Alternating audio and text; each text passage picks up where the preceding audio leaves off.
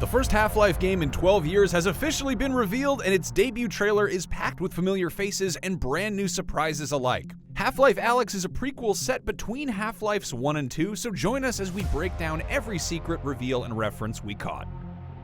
You play as Alyx Vance, Gordon Freeman's partner in Revolution from Half-Life 2, and the trailer opens as she sneaks through an abandoned laundromat. What appears to be a new type of headcrab can be seen skittering across the floor with manta ray-like flaps, a tail sticking up behind it, and a blue glow on its back. Of course, it's not long before a regular headcrab appears and attacks, which is a true terror to consider in virtual reality. Alyx? Alyx! I'm here. So what's the plan? That's right, this will be the first Half-Life game with a voiced protagonist. Speaking to PC Gamer, Valve said that this slightly younger version of Alyx will be voiced by Azayama Akaha instead of original voice actress Merle Dandridge. Now we get our first look at the lovely new City 17 and the towering Citadel at its center still being built. Hunter Chopper Combine helicopters can be seen transporting what look to be building materials, and that same new voice talks about trying to get a mysterious weapon.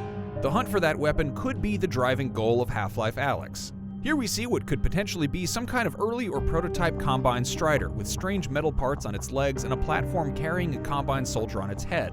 You can also see massive blue lights in the background suggesting the Citadel is close by. Additionally, this shot gives us our first glimpse at some new, or old rather, uniforms of the Combine. But we'll get a better look at them later. Alyx also talks about a vault that she's trying to make it to, potentially where that weapon mentioned earlier is being held. It's not clear what this floating structure being held down by wires is. It could be a ship or part of the Citadel under construction, but if we had to guess, it might also be the vault Alyx was referring to.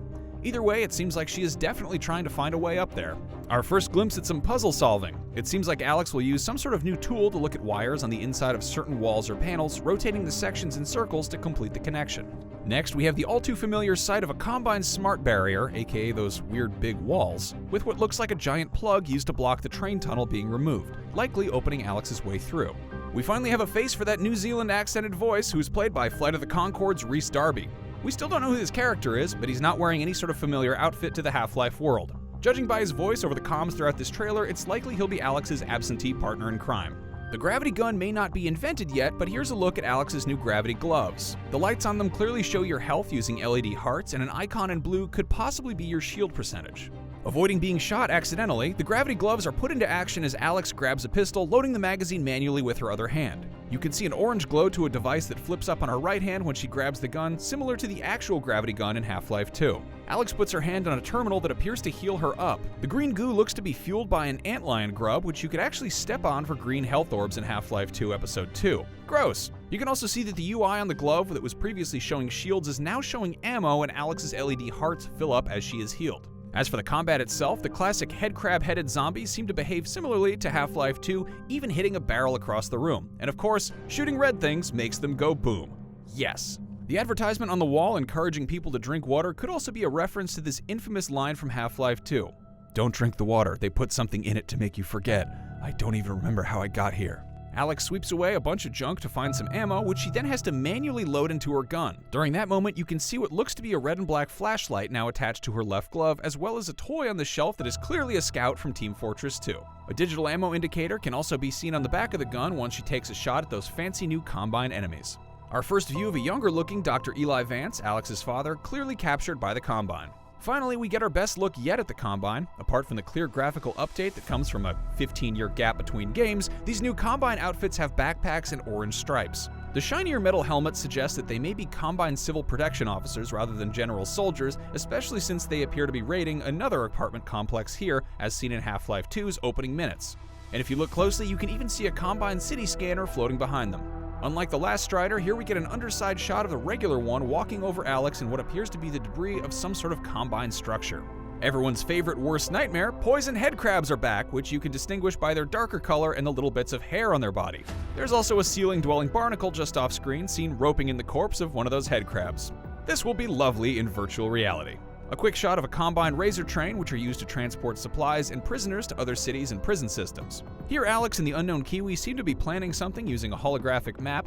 As Alyx sets down a cup, a wireframe object appears above it, but it's hard to tell exactly of what. Maybe a head, or possibly the weapon they're looking for. A beefier Combine enemy with a black helmet is seen just before Alyx breaks a classic Half-Life ammo supply crate over its head. Amidst the packing peanut, you can actually see a gun magazine fall out. More barnacles, this time eating some dead Combine, before we see a nasty-looking Zen hive manifesting. Zen is the alien plane Black Mesa opened up in Half-Life 1, and there's what appears to be a Zen tree growing in the middle of the room. Are those eyeballs sprouting from the bottom right of the screen too? Disgusting. Great. Wonderful. We love it. The Zen mess is followed by an abstract shot of a hallway made of various scrap metal and wood with more of those purple eyes up above, as well as a strange unknown symbol on a door. Could this weird scene be a vision granted by the G-Man? Back to reality, we get another look at puzzle solving. Alyx is using a tool to angle laser beams into the right position to hit a bunch of orange orbs, but to what end, we aren't sure. The grabby hands are in full effect here as Alyx pulls something off of a soldier's belt. We're guessing it's some sort of new grenade, judging by the red light that starts after a piece of metal is removed, similar to the light on the Combine grenades in Half-Life 2. An up-close look at some zombies with a brand new and downright terrifying type of spiky black headcrab zombie visible in the back right. Another new enemy, here's a barnacle with what appears to be either a captured and morphed Combine soldier or maybe some kind of a lure or bait in the shape of a person. It's unclear, but terrifying and gross regardless. And the new enemies keep coming as we see a new type of electrified zombie that attacks Alyx with an electro slam, as well as some sort of hazmat suit Combine thing dead in the corner. More familiarly, antlions are back attacking Alyx as a group. These ones appear to have hot spots on their limbs that allow them to be blown off when shot. And finally, another shot of that floating structure from earlier, or at least the same type of structure. This time it has far fewer wires running up to it, Alyx is much closer, and it seems to be lower to the ground. Clearly, Alyx is trying to get in there. As a bonus Easter egg, the Y in the Alyx logo can be flipped upside down to resemble Half-Life's signature lambda symbol. And of course, what's a Half-Life game without the return of our mutual friend, the G-Man? That is everything we caught. Let us know in the comments below if you saw anything else or have any wild theories about what's going on in Half-Life Alyx. And for everything else Half-Life, which is finally getting a new game, keep it right here on IGN.